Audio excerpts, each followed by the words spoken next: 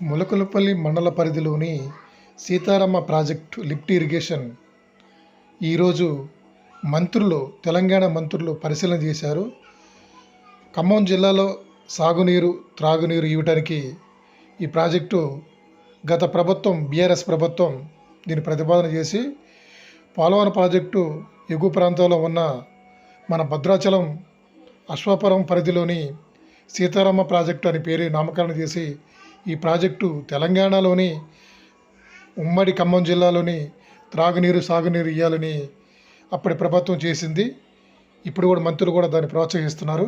ఈ పనులు పరిశీలన కోసం మంత్రులు వచ్చి పరిశీలిస్తున్నారు. ఒకసారి చూడండి.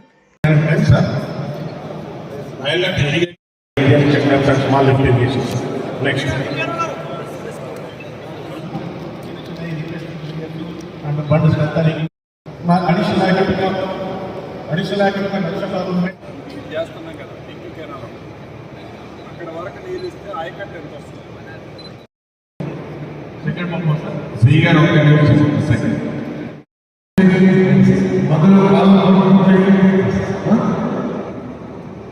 ఈ దాని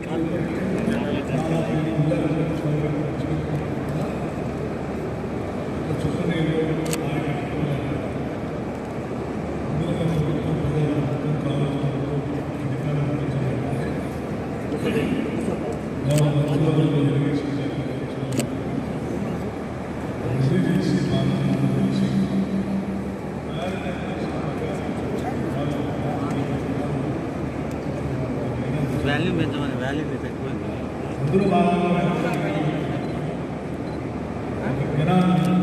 పెడుతూ మళ్ళీ అందరు మాట్లాడారు.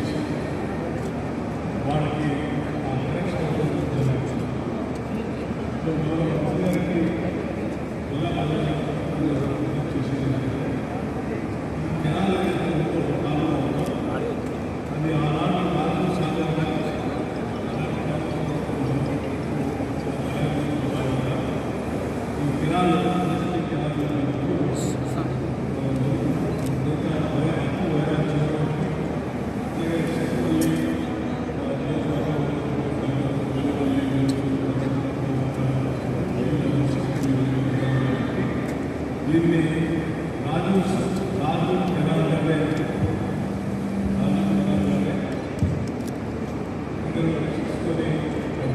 చేసి నీళ్ళు అందించే కార్యక్రమాన్ని చేపడుతున్నారని దీనికి సంబంధించి టార్గెట్ ఆగస్టు 15 వరకు పూర్తి చేసి నీళ్ళు అందించే కార్యక్రమాన్ని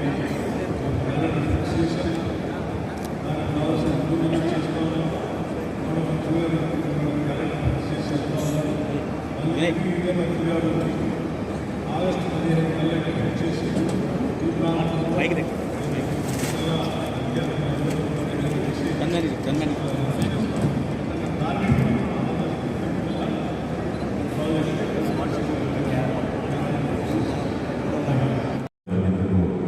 ఇరిగేషన్ శాఖ మంత్రి వర్యులు ఉత్తమ్ కుమార్ రెడ్డి గారికి, ఉప ముఖ్యమంత్రి గారు బట్టి గారికి, తుమ్మల గారికి, శాసనసభ్యులు, పార్లమెంట్ మెంబర్లు, అధికారులు, మీడియా మిత్రులు, ముఖ్యులందరికీ మనస్ఫూర్తిగా ఉదయపూర్వక నమస్కారం. ఈరోజు చాలా శుభదినం. ఎందుకంటే అప్పు దొరుకుతుంది కదా అని గత ప్రభుత్వం చేతికి దొరికినంత అప్పుని ఎంత వడ్డీకైనా తీసుకొచ్చి విచ్చలవిడిగా ఖర్చు పెట్టి ఏ ప్రాజెక్టులో కూడా ఒక్క ఎకరాన్ని కూడా నీళ్ళని పరిస్థితి మనం ప్రత్యక్షంగా చూస్తున్నాం.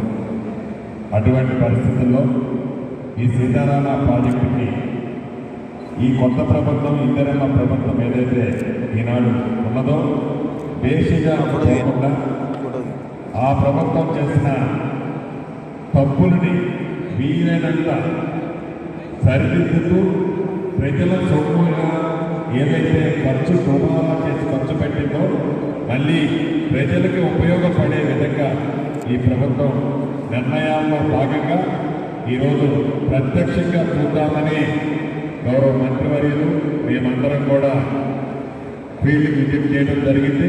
సుమారు 5-6 గంటలు ఎంటైర్ కెనాల్ వచ్చాం. ఇక్కడ గమనించాల్సిన 2-3 విషయాలు. ఆనాటి ప్రభుత్వం ఆలోచన లేకుండా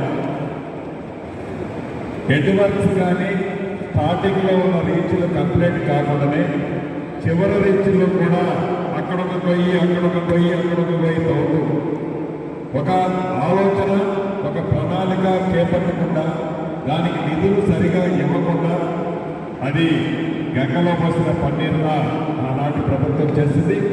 ఉన్న దాంట్లో ఉమ్మడి ఖమ్మం జిల్లా ప్రజలకి గోదావరి నీళ్ళు ఇచ్చే దాంట్లో భాగంగా ఈ సీతారామ ప్రాజెక్టులో ఫస్ట్ ఫేజ్ కింద ఇందాక బట్టి గారు చెప్పినట్లు ఆనాడు దివంగత నేత రాజశేఖర రెడ్డి గారు ఏదైతే రాజీవ్ సాగర్, ఇందిరా సాగర్ ప్రాజెక్టు సుమారు 3,500, 3,600, 2,600 కోట్లతో అద్భుతంగా చేపట్టిన దాన్ని ఈరోజు 19,000 పైచిలకు కోట్లు ఖర్చు పెట్టి చేపట్టాలని గత ప్రభుత్వం చేపట్టిన ప్రాజెక్టులో సుమారు ఒక 130-120 కోట్లు ఖర్చు పెట్టి నాగార్జున సాగర్ ఆయకట్టుని స్టెబిలైజ్ చేయాలన్నది మొదటి విడతగా ఈ ప్రభుత్వం, అది కూడా ఉత్తమ్ కుమార్ రెడ్డి గారు ఇంతకుముందే డిసైడ్ చేశారు. ఆగస్టు 15 మనందరికీ స్వతంత్రం వచ్చినంత రోజు calendar cut off date August 15 పెట్టారు. ఆగస్టు 15 నాటికి నాగార్జున సాగర్ అనే పాలేరుకి దిగువన ఉన్న వైరా నియోజకవర్గం దగ్గర నుంచి సుమారు ఒక 1,20,000 ఎకరాల నీటిని, గోదావరి నీటిని ఇవ్వాలన్నది మొదటి విడతగా ఈ ప్రభుత్వం కార్యక్రమాన్ని ఈరోజు నిర్ణయం పెద్దలు ఉత్తమ్ కుమార్ రెడ్డి గారు, బట్టి గారు, తుమ్మల గారు, మేము అందరం కలిసి నిర్ణయం తీసుకున్నాం. రాష్ట్ర ప్రభుత్వానికి, ముఖ్యంగా గౌరవ ముఖ్యమంత్రి రేవంత్ రెడ్డి గారికి, ఇరిగేషన్ శాఖ మంత్రి గారికి 2 జిల్లా రైతుల పక్షాన మనస్ఫూర్తిగా అభినందనలు, కృతజ్ఞతలు తెలుపుతూ సెలవు తీసుకుంటున్నాం. ఉప ముఖ్యమంత్రి బట్టి గారు, రెవెన్యూ మంత్రి శ్రీనివాసరెడ్డి గారు, ప్రియమైన పార్లమెంటు సభ్యులు, శాసనసభ్యులు, జిల్లా అధికారులు, మిత్రులందరికీ హృదయపూర్వక నమస్కారం. ఇది 97-98లో దుమ్మగూడెం ప్రాజెక్టుగా దీన్ని నామకరణం చేసి కార్యక్రమం తీసుకున్నాం. తర్వాత వచ్చినటువంటి రాజశేఖర రెడ్డి గారి ప్రభుత్వంలో దుమ్మగూడెం ప్రాజెక్టుని ఇందిరా సాగర్గా, రాజీవ్ సాగర్గా 2 నామకరణాలు చేసి ఆయన గారు శాంక్షన్ ఇచ్చి దానికి కావలసినటువంటి కార్యక్రమాలు ఆ ప్రభుత్వంలో మొదలైనవి. దానికి కావలసినటువంటి మోటార్లు, పైపులు దిగుమతి చేసుకున్నారు.